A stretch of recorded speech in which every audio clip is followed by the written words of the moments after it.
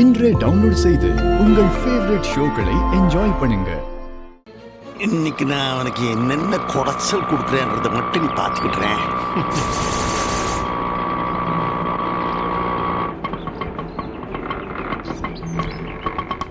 என்னாச்சு வச்சுக்கிடுங்க. சம்பந்தி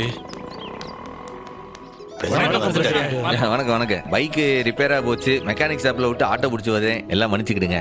நீங்க பிரசிடென்ட் இல்ல, எவ்வளவு லேட்டா வந்தா என்ன? பிரசிடென்ட்ன்றது ஒரு பதவி தானே, அதுக்காக உங்க நேரத்தெல்லாம் வீணடிக்க முடியாதுல்ல, எல்லாரும் மன்னிச்சுக்கிடுங்க. என்ன தம்பி நீங்க பஞ்சாயத்து பிரசிடென்ட், ஆனா இன்னும் கார் வாங்காம இருக்கீங்க. அவன் பஞ்சாயத்து பிரசிடென்ட்னா காரு பங்களா வீடுன்னு அசத்துவான். பஞ்சாயத்து பிரசிடென்ட்ன்றது ஒரு சேவை தானே, எனக்கு சோற போடுறது என்னுடைய மளிகை கடை தானே. மளிகை கடை வருமானத்துல கார் வாங்குறதுக்குலாம் எங்க இருக்கு? ஆமா ஆமா, இவன் கட்ட வேணா ஊர் முழுக்க வாங்கி வச்சிருப்பான். என் மாமனார் சொல்றதும் ஒரு வகையில உண்மைதானே. எனக்கு வருமானத்தை விட கடன் தானே ஜாஸ்தி, அதுக்கு வடிகட்டியே வயசாடும் போல இருக்கு. ஆக நிறைய பேர் உங்களை மாதிரி ஆளுங்களை உழைக்க தெரியாதவங்கன்னு தான் சொல்லுவாங்க.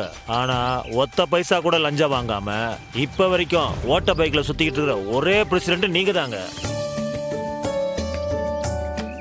பிரசிடென்ட், நீங்க நல்லா இருக்கணும். சம்பந்தி, நீங்க போட்ட பந்துல அவன் 6 அடிக்கிறானே சம்பந்தி. டக்குன்னு எல்லாரையும் கை தட்ட வச்சிட்டானே. இல்ல, இப்போ நான் அவனுக்கு போட்டிருக்கிறது ஒரு லூஸ் பால் தான். இல்ல, ஓ, அவன் அடிக்கணும்னு தானே போட்டிருக்கேன். சரி, அந்த பேங்க் டாக்குமெண்ட்லாம் வந்துடுச்சா? எல்லாம் ரெடியா இருக்குல்ல, உனக்காக தான் வெயிட்டிங். நீ வந்துட்டல்ல, சாமி பாதத்துல வச்சு பூஜை பண்ணி ஆரம்பிச்சிடலாம்ல. வாங்க ஆரம்பிச்சிடுவோம். சாமி ஆரம்பிச்சிடலாமா? சிறப்பா செஞ்சிடலாம். சன்னதிக்கு வாங்க. வாங்க வாங்க. வாங்க உங்க அப்பா எதுக்குல அந்த பாத்திர கடைக்காரனை கூட்டு வந்திருக்கான்? யாரோ ஒருத்தன் அவனுக்கு ஜால்ரா போறதுக்கு வேணும்ல அவனுக்கு.